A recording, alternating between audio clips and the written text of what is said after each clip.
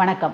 உங்களை எப்பவும் இளமையாகவே வச்சிருக்கிறதுக்கு உதவி செய்யறதுக்கு சில எளிய பயிற்சிகள் அப்படிங்கிறத தம்ப்நெயில்ல பார்த்த உடனே நம்ம உள்ளே வந்தோடனே நம்ம என்னெல்லாம் எதிர்பார்ப்போம் இளமை அப்படின்னு சொன்னோன்னே இந்த டெஃபினேஷனில் நமக்கு என்னெல்லாம் தோணும் அப்படின்னா நம்ம ஒரு முடி கூட வெள்ளையாகக்கூடாது, ஸ்கின் எங்கேயுமே சுருக்கு விழக்கூடாது, ஒரு புள்ளி கூட வரக்கூடாது, இதெல்லாம் தான் இளமையாக இருக்கிறதுன்னு நினைக்கிறோம். ஸோ அதையெல்லாம் தாண்டி ரொம்ப முக்கியமானது அப்படிங்கிறது நம்மளோட உடம்பை ஸ்ட்ராங்காக வச்சுக்கிறது. கொஞ்சம் கொஞ்சமாக வயசாக ஆக நம்மளோட அந்த மசில்ஸ் எல்லாம் நம்ம ப்ராப்பராக ட்ரெயின் பண்ணி எக்ஸசைஸ் பண்ணி வைக்கல அப்படின்னா அது வீக் ஆகும்போது ஃபர்ஸ்ட் கோர் மசில் வீக் ஆச்சு அப்படின்னா நம்மளோட பாடியோட பேலன்ஸ் எப்படி போகும், ஸ்டெபிலிட்டி எப்படி போகும், வயதானவர்கள் அதனால டக்குன்னு பேலன்ஸ் இல்லாமல் எப்படி விழுந்துருவாங்க. ஸோ அதனால அவங்களோட குவாலிட்டி ஆஃப் லைஃப் எப்படியெல்லாம் பாதிக்கப்படும், அதனால உங்களோட ஸ்டெபிலிட்டி எப்படி பேலன்ஸை எப்படி இம்ப்ரூவ் பண்ணுறதுக்கு பயிற்சிகள் பண்ணணும் அப்படிங்கிறத இப்போ தான் போன பதிவில் போட்டிருந்தோம். இது அதோட ஒரு கண்டினியூட்டி மாதிரியே வச்சுக்கலாம். 40+ முதல்ல உள்ளவங்க சொன்னார், ஈவன் இப்போல்லாம் உள்ளவங்க 30+லேயே சொல்கிற விஷயம்லாம் என்னது அப்படின்னு பார்த்தீங்கன்னா லோயர் பேக் பெயின் அப்படிங்கிறது ரொம்ப காமனாக போச்சு. அப்படி இல்லைன்னா நம்மளோட பாஸ்டரே பார்த்தோன்னா நேராக இல்லாமல் அப்படியே கொஞ்சம் கொஞ்சமாக கூணு விழுந்துடுற மாதிரி சின்ன வயசுலேயே இப்போல்லாம் ஆயிடுது. ஸோ கழுத்துமே எப்போவுமே மொபைல் இப்படி பார்த்து பார்த்து அந்த ஃபுல்லாகவே ஒரு ஸ்பைனுக்கு ஒரு ஸ்ட்ராங்கான ஸ்பைனே இல்லாதனால தான் இந்த பிரச்சனைகள்லாம் ஏற்படும்.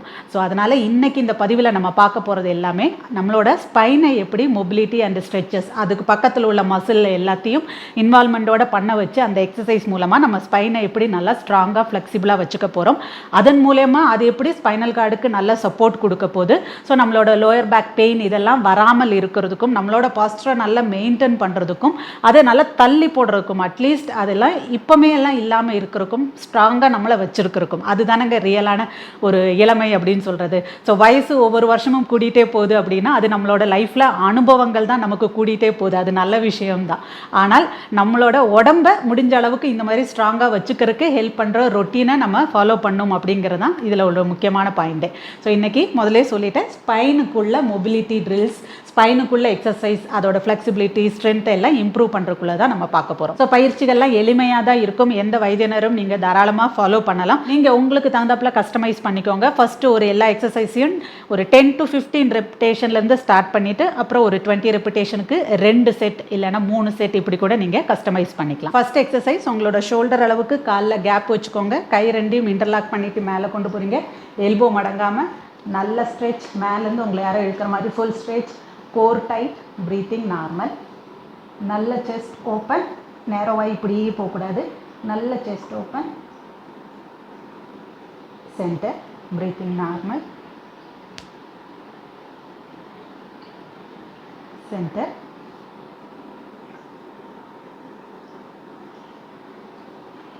Centre,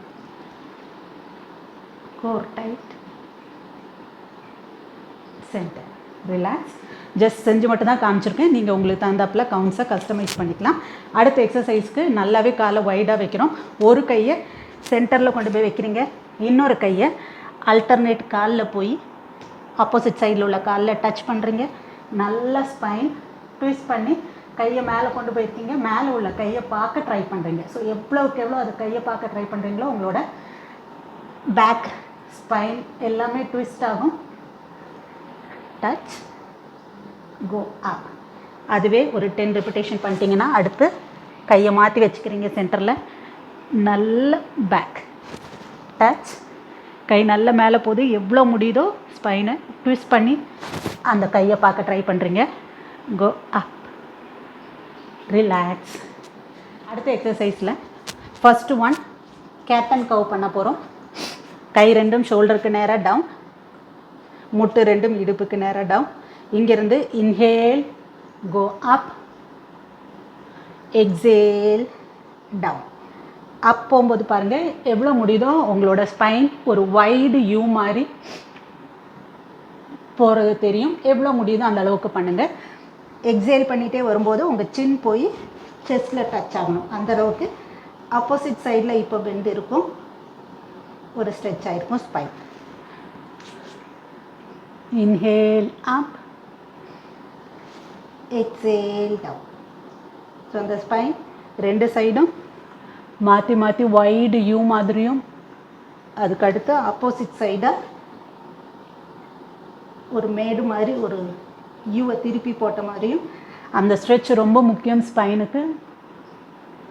inhale, exhale. ஸோ இது அடுத்த எக்ஸசைஸ். அது முடிஞ்சோடனே அதே கேட்டன் பொசிஷனில் வச்சுட்டு அடுத்து என்ன பண்ண போகிறீங்க, ஜென்ட்லாக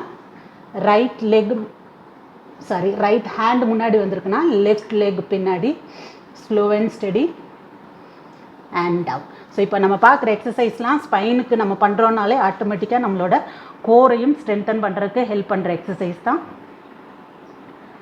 ஆல்டர்னேட், கையும் காலும் ஸ்ட்ரெச், ஸ்லோ அண்ட் ஸ்டெடி. கையும் காலும் எங்கெங்கெல்லாம் நீட்டுற மாதிரி இப்படி எக்ஸசைஸ் வருதோ அது என்னமோ அங்கேருந்து உங்களை யாரோ இழுக்கிற மாதிரியும் காலை கீழேருந்து இழுக்கிற மாதிரியும் full stretch, core tight, breathing normal. Last one more time.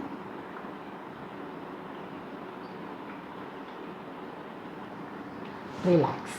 Variation என்ன பண்ண போகிறோன்னு பார்த்தீங்கன்னா, இங்கே வச்சுட்டு ஜஸ்ட்டு கையை கீழே கொண்டு போய் ஸ்ட்ரெச், தென் அப்படியே பேக் ஸ்பைன் ட்விஸ்ட். கையை கீழே ஃபுல்லாக போய் ஆம்லைன் டவுன் பண்ணுறோம். ஸோ இன்னொரு கையோட எல்போ மடங்கியிருக்கு, ஃபுல் டவுன், தென் கோ அப். ஸோ இந்த சைடு பண்ணும்போது உங்களுக்கு நல்லா புரியும். ஃபுல்லாக நீட்டி இருக்கிற எல்போ மடக்கிட்டிங்க அப்படின்னா இந்த கை நல்லா ஈஸியாக ஃபுல் ஆம்லைன் டவுன் கீழே போகுது. இங்கேருந்து அப்படியே அப், அகெயின் ஸ்பைன் ட்விஸ்ட் பண்ணுறோம். அந்த கையை பார்க்க ட்ரை பண்ணுறீங்க, எவ்வளோ முடியுதோ நல்லா அப், ஃபுல் டவுன், கோ அப், ரிலாக்ஸ். அடுத்து நம்ம பண்ண போகிறது புஜங்காசன் பண்ண போகிறோம். கை ரெண்டும் ஷோல்டருக்கு நேராக டவுன், நல்லா இன்ஹேல், கோ அப். அதுக்கப்புறம் ப்ரீத்திங் நார்மல். கை நல்லா ரொட்டேட் பண்ணிக்கோங்க ஷோல்டரை. உங்களோட எல்போ ஃபுல்லாக ஸ்ட்ரெச் ஆகிருந்தாலும் சரி, இல்லை கொஞ்சம் மடங்குதுனாலும் it's okay, no problem. Breathing normal. So இது உங்களோட நல்லாவே ஸ்பைனுக்கு, லோயர் பேக்குக்கெல்லாம் மசிலை ஸ்ட்ரென்தன் பண்ணுறதுக்கு ஹெல்ப் பண்ணும். Down, inhale up, breathing normal. இப்போ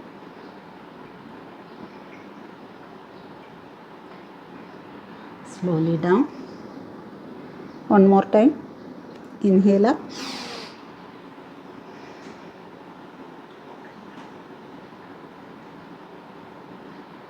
Slowly down. மாதிரி படுத்துக்கோங்க. கை ரெண்டையும் நல்லா முன்னாடி வச்சுருக்குறோம் ஸ்ட்ரெச் பண்ணி. இங்கேருந்து அப்படியே உங்களோட கழுத்து, கை, கால் எல்லாமே மேலே போகுது. ஒன்லி மிட் செக்ஷன் வயிறு மட்டும் கீழே இருக்குது.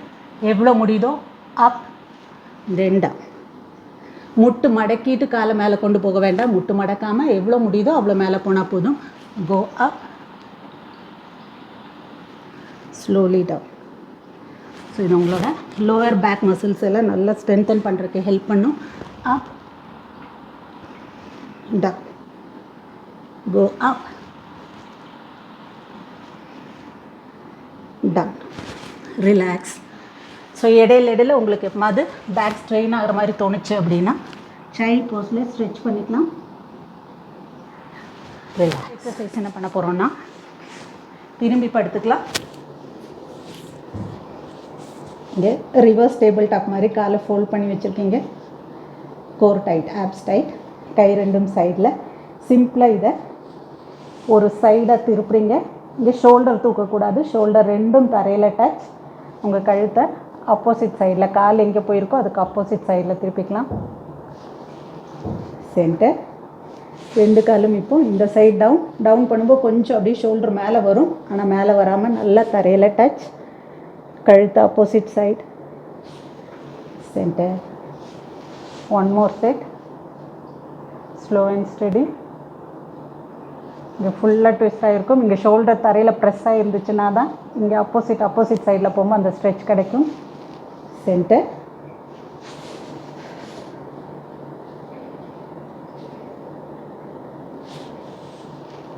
சென்டர். இதில் அடுத்த எக்ஸசைஸ்க்கு என்ன பண்ண போகிறோம், ஒரு கால் மேலே ஒரு கால் போடுறீங்க. ஸோ கிராஸாக போட்ட முட்டு மேலே எது இருக்கோ அந்த முட்டை அப்படியே டவுன். ஸோ கையோட ஹெல்ப் வேணால் கூட எடுத்துக்கலாம். நீங்கள் நல்லா பிடிச்சிட்டு டவுன். ஸோ பட்டு நல்லா பாருங்கள் எவ்வளோ மேலே வந்திருக்கும். ஸோ ஷோல்டரும் அதே மாதிரி தூக்கிட்டே வந்திருக்கும். தூக்கிட்டு வர விடாமல் ரெண்டு ஷோல்டரும் தரையில் டச். அண்ட் கழுத்து ஆப்போசிட் சைடு.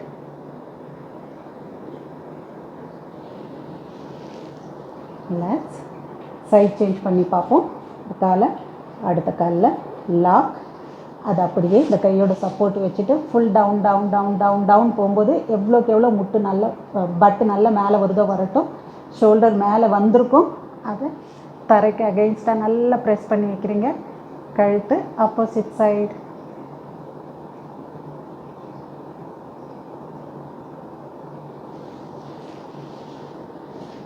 ரிலாக்ஸ். ஸோ பார்த்தீங்க, எல்லாமே ஈஸியான எக்ஸசைஸாக தான் இருந்துச்சு. அதனால் நீங்களும் ட்ரை பண்ணி பாருங்கள். உங்களோட ஒர்க் அவுட் ரொட்டீனில் இதையும் இன்க்ளூட் பண்ணிக்கோங்க. இடையில உங்களுக்கு பிடிச்சிருந்தது அப்படின்னா ஒரு லைக் போட்டு போங்க. உங்கள் ஃப்ரெண்ட்ஸ் அண்ட் ஃபேமிலி கூட நிறைய ஷேர் பண்ணி விடுங்க. எப்பவும் சொல்கிறதா, ஜஸ்ட்டு பார்த்துட்டு போகிறனால எந்த பெனிஃபிட்டும் கிடையாது. பாஸ் பண்ணி நீங்களும் கூடயே சேர்ந்து எக்ஸசைஸ் பண்ணி ப்ராக்டிஸ் பண்ணுங்கள். சப்ஸ்கிரைப் பண்ணாமல் பார்க்குறவங்க சப்ஸ்கிரைப் பண்ணி சப்போர்ட் பண்ணுங்கள். இதே மாதிரி மற்றும் ஒரு இன்ட்ரெஸ்டிங் செட் ஆஃப் எக்ஸசைஸோட அடுத்த பதிவில் சந்திப்போம். நன்றி.